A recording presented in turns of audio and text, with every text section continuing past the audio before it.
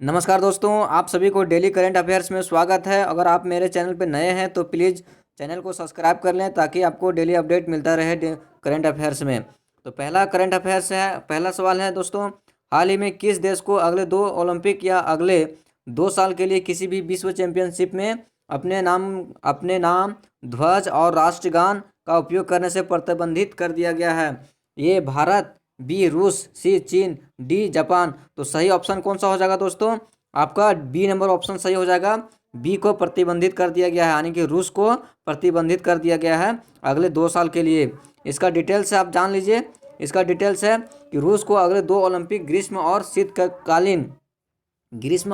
शीतकालीन या अगले 2 साल के लिए किसी भी विश्व चैंपियनशिप में अपने नाम ध्वज राष्ट्रगान का उपयोग करने से प्रतिबंधित कर दिया गया है रूस को। खेल पंचायत ने रूस को अगले 2 साल के लिए किसी बड़ी प्रतियोगिता की मेजबानी का दावा करने से भी प्रतिबंधित कर दिया गया है। विश्व डोपिंग रोधी जो एजेंसी है वाडा, उन्होंने 4 साल के लिए प्रतिबंध की पेशकश की थी, लेकिन उसकी अपेक्षा में रूस को कम सज़ा मिला, जो कि 2 वर्ष का सज़ा दिया गया है। अगला जो प्रश्न है, अगले प्रश्न की ओर चलते हैं और अगला प्रश्न है, पेटा इंडिया ने निम्न में से किस अभिनेता को साल 2020 का हॉटेस्ट वेजिटेरियन सेलिब्रिटी ट्रॉफी से सम्मानित किया है? ये अजय देवगन, बी वरुण धवन, सी सोनू सूद, डी अनिल कपूर।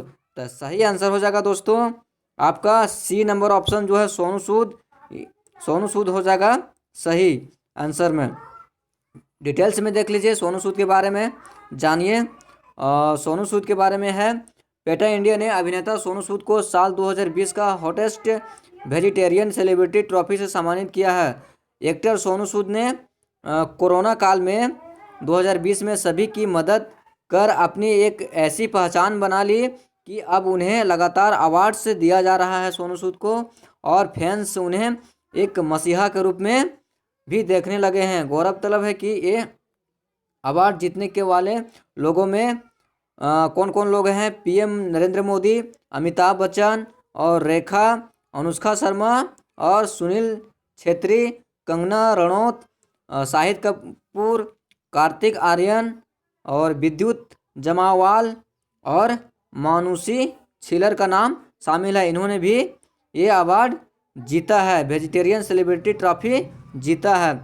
अगले प्रश्न की ओर चलते हैं और आज का जो अगला प्रश्न है वो है, रक्षा अनुसंधान एवं विकास संगठन डीआरडीओ ने स्वदेशी तरीके से विकसित निम्न में से किस मिसाइल का ओडिशा के बालासोर तट के से सफल परीक्षण किया है? ये पृथ्वी 3, बी पृथ्वी 2, सी प्रहार, डी अग्नि 4।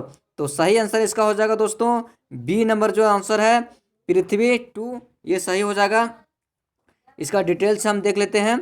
इसकी डिटेल्स है कि भारत ने 16 अक्टूबर 2020 को ओडिशा में बालासोर के पूर्वी तट से 2 पृथ्वी 2 बैलिस्टिक मिसाइलों का सफलतापूर्वक परीक्षण किया। यह परमाणु संपन्न मिसाइल सतह से सतह पर मार करने में सक्षम है।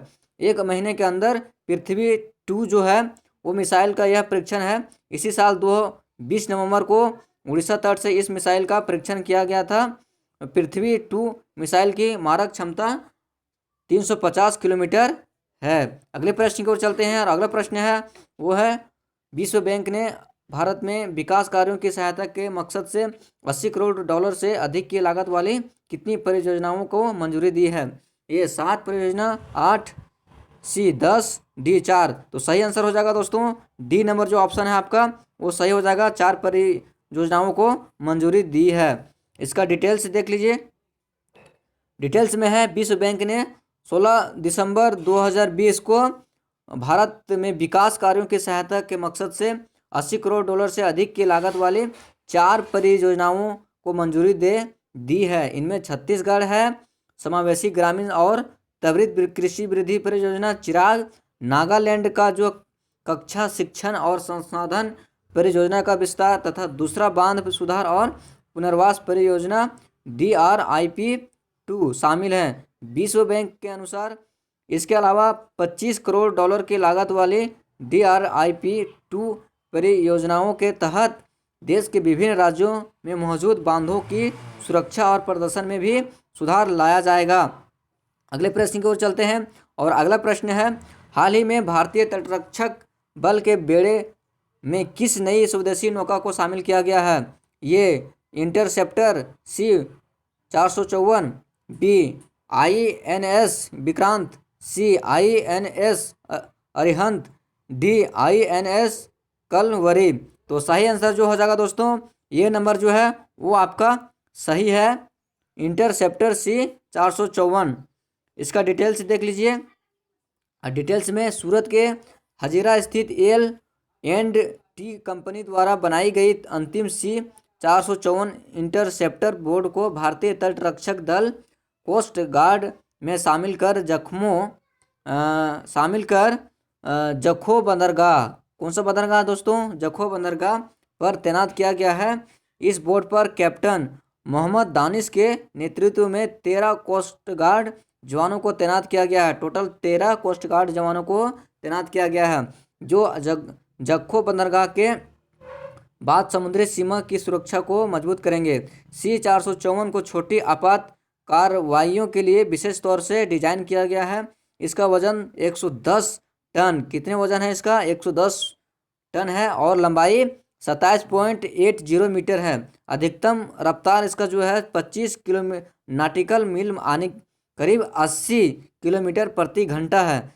इसमें नेविगेशन, कम्युनिकेशन और नाइट विजन आधुनिक उपकरण लगे हुए हैं। नाइट विजन आधुनिक उपकरण लगे हुए हैं। अगले प्रश्न को चलते हैं और आज का जो अगला प्रश्न है वो है, प्रधानमंत्री नरेंद्र मोदी ने गुजरात में कच्छ में कितने महत्वाकांक्षी परियोजनाओं का शिलान्यास किया? ये 5, बी 7, सी 3, डी 4। तो सही आंसर हो जाएगा दोस्तों सी नंबर, यानी कि 3 परियोजनाओं को शिलान्यास नरेंद्र मोदी ने गुजरात में किए हैं। इसका डिटेल्स देख लीजिए कि प्रधानमंत्री नरेंद्र मोदी ने गुजरात में कच्छ में 3 महत्वाकांक्षी परियोजनाओं का शिलान्यास किया।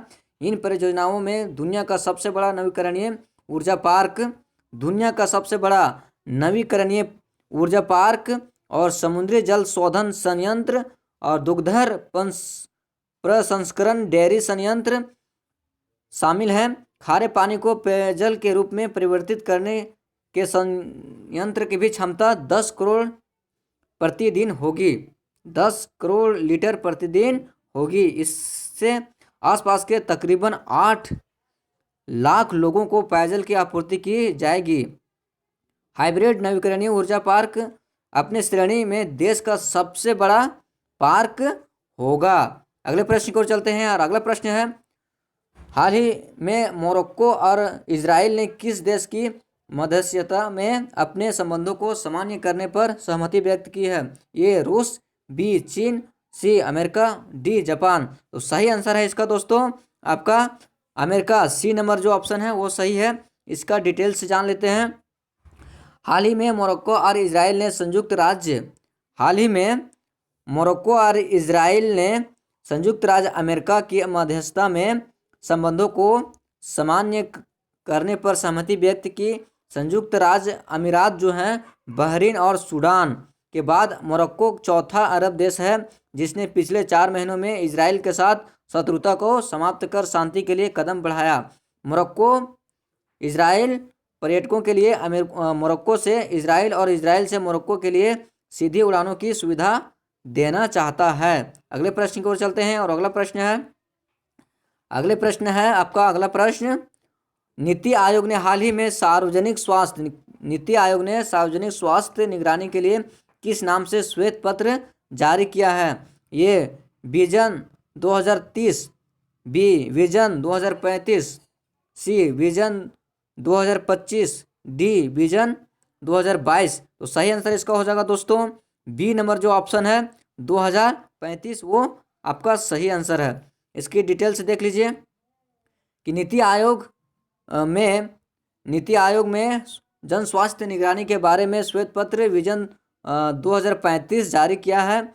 इसमें 3 स्तरीय सार्वजनिक स्वास्थ्य प्रणाली आयुष्मान भारत के साथ समन्वित करके जन स्वास्थ्य निगरानी को लेकर भारत की परिकल्पना को प्रस्तुत किया गया है।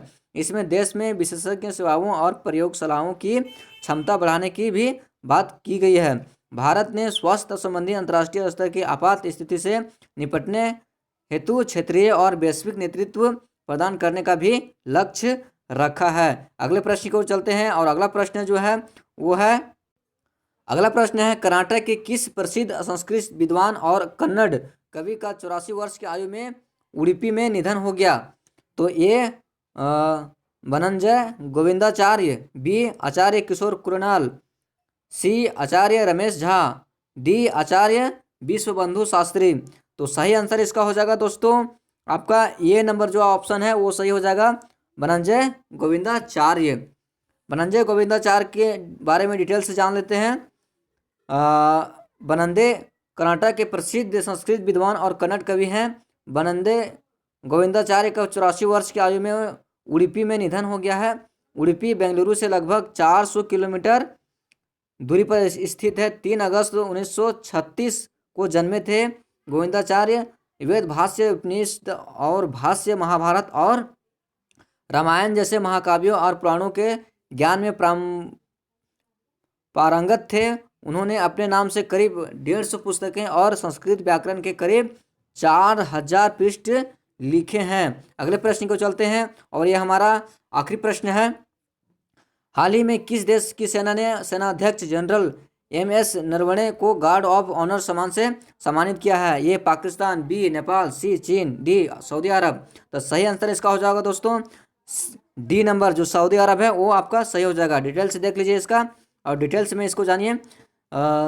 सऊदी अरब की सेना ने सेनाध्यक्ष जनरल MM नरवणे को गार्ड ऑफ ऑनर से सम्मानित किया है। भारतीय सेना प्रमुख की सऊदी अरब UAE की यह पहली यात्रा है। सऊदी अरब दुनिया का सबसे बड़ा तेल निर्यातक भी है।